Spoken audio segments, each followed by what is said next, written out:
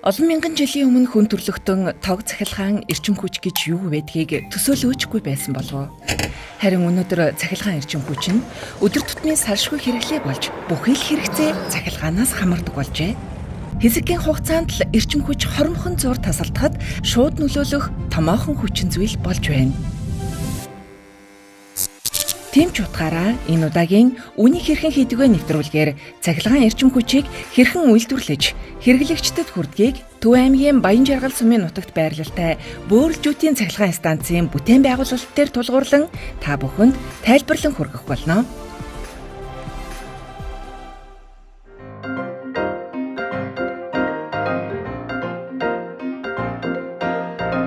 Цахилгаан эрчим хүч хэрхэн үүсдэг вэ?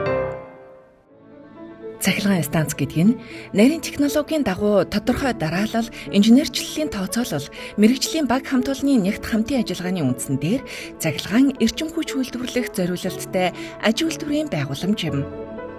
Дэлхийд даяар үйлдвэрлэж байгаа нийт эрчим хүчний 37%-ийг нүүрсээр гаргаж авдаг бол Монгол улсын хувьд нүүрсний нөөц баялаг арвин тул нүүрснээс эрчим хүч гаргаж авах нь хамгийн тохиромжтой шийдэл ба станцууд нь уурхайтай ойр байршилтай тохиолдолд эдийн засгийн хэмнэлт гаргах боломжтой юм.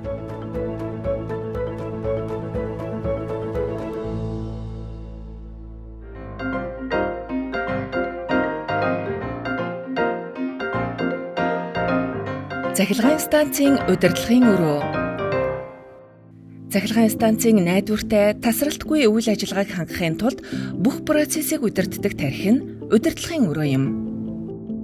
Энд мэрэгжлийн инженер, техникийн ажилтнууд бүх үйл ажиллагаанд байнгын хяналт тавьж DCS гэх удирдлагын системийн тусламжтайгаар тоноглолыг удирдан, үйлдвэрлэлийн хэвийн үйл ажиллагааг ханган ажиллаж байдаг.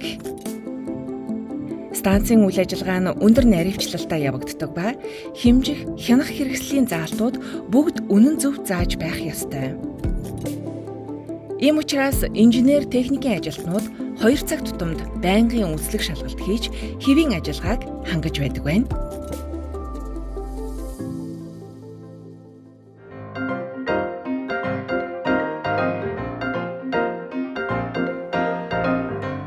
Нүүрс.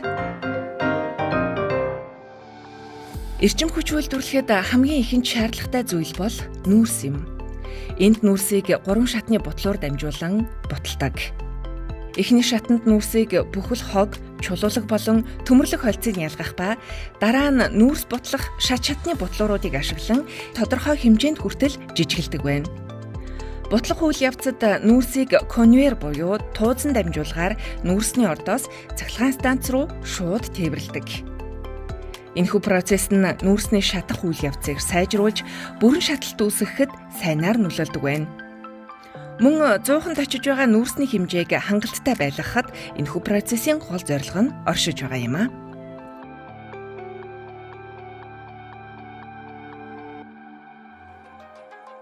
Нүүрсийг шатаахаас өмнө төлс шинжилгээний лабораторид тусгай шинжилгээ хийдэг байна.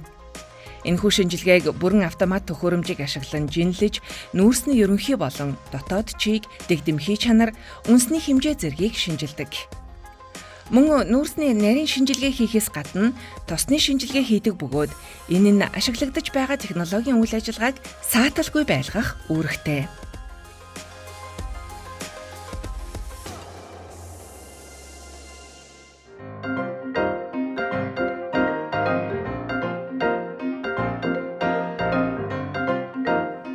Ус. Цахилгаан станцын 2 дахь гол түүхийн эд бол ус юм. Усны үүрэг нь энергийг тээвэрлэх байдаг учраас усыг тусгай аргаар боловсруулан бэлтгэдэг. Энэхүү процессыг химийн ус бэлтгэх гэж нэрлэдэг байна. Бөөрөлжүүдийн цахилгаан станцын хувьд уурхайн болон үйлдвэрлэлийн хаягдал усыг цэвэршүүлж дахин ашигладаг бөгөөд энэ нь байгаль орчин дээлтэй усны алдагдaltaгүй байх нөхцөлийг бүрдүүлдэг.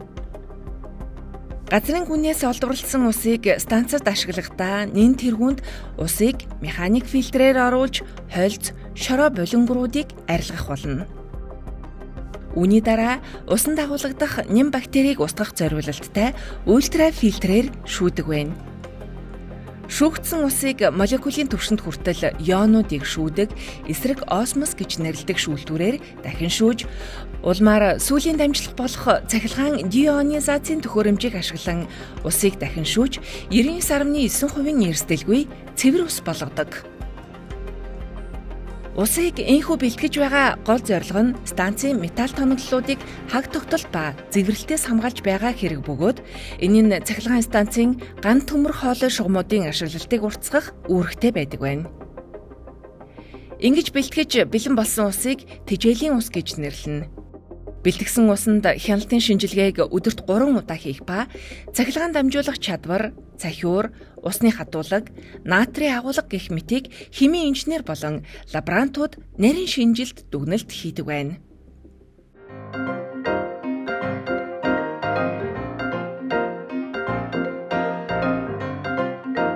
Зуух. Энэхүү станцын зуух нь 60 м өндөр буюу нийт 18 орчим давхар байшинтай тэнцэх хэмжээний том байгууламж байдаг ба цагт 110 тонн нүүрс шатаах хүчин чадалтай. Зуух нь металл хийцтэй, бүгд дүүжин бүтээцтэй гэдгээрээ онцлогтой юм. Бутлагдсан шинжилгээнд орж бэлэн болсон нүүрс нь нүүрс тэжээгч төхөөрөмжөөс зуух руу хоолоогоор дамжин тохирох хэмжээгээр ордог. Нүүрс орж шатаж байгаа хэсгийг зуухны галын хотол гэж нэрлэдэг бөгөөд ингээд зууханд нүүрс шатах процесс явагдаж байгаа юм. Зуухны галын хотолд тусгай зориулалтын шавардлага цутгалт, дулаалгын материал хийгдсэн байдаг бөгөөд зуухны ойр орчимд ойролцоогоор 35 градусын халуун температуртай байдаг байна. Нүүрсний шаталтын үр дүнд зуухны галын хотлын халууны хэмжээ нь 880 орчим градустай болдог.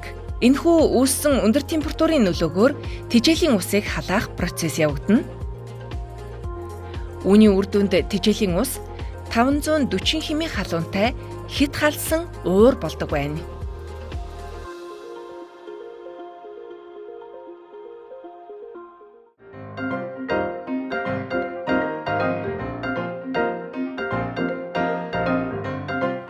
Турбин генератор.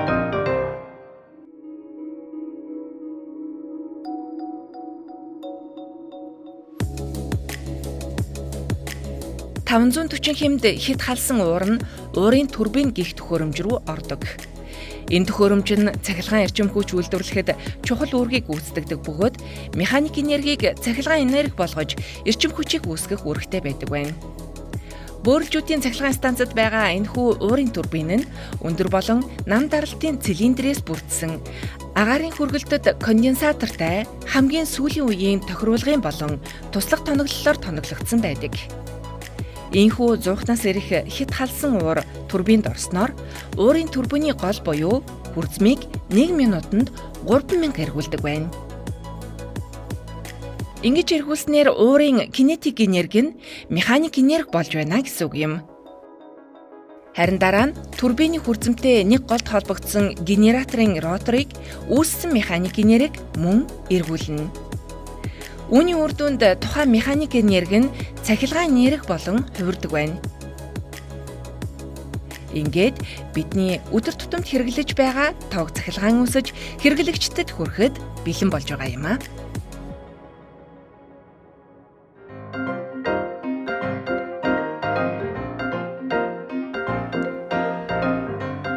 Цахилгаан эрчим хүч.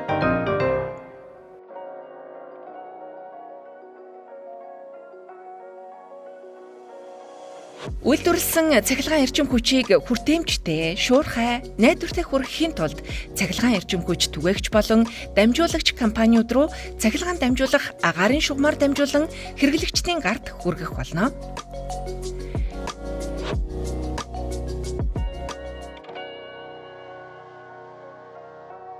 Цахилгаан эрчим хүч нь нэгхэн товч дарахад ирдэг зүйл биш, харин олон хүний ур чадвар, нарийн технологийн шийдэл, инженерийн ур ухааны үр дүнд бий болдог үнэт баялаг юм. Эрчим хүчийг үйлдвэрлэхийн тулд орчин үеийн технологи, тусгай бэлтгэгдсэн инженер техникийн ажилтнуудын хамтын хүч, нарийн зохион байгуулалтын үндсэн дээр явагддаг гэдгийг та харсан болов уу? Ийхүү цахилгаан эрчим хүч нь хэрэглэгчдэд хүрснээр өнөөдөр хүмүүс бид ая тухтай, дулаан, тоглох орчинд амьдрах нөхцөлийг бүрдүүлдэг билээ. Иймээс хэрэглэгч та бүхэн эрчим хүчийг хэмнэж, байгаль орчин ирээдүйн хойч үедээ хариуцлагатай хандахыг уриалж байна. Энэ бол зөвхөн гэр бүлдээ төдийгүй их дэлхийгээ хайрлах хамгийн ухаалаг алхам болох юм. Монгол улсын гал голомт мөнхөд мандан бадрах болтугай гэсэн нэрөөлөөр нэвтрүүлгээ өндөрлөе.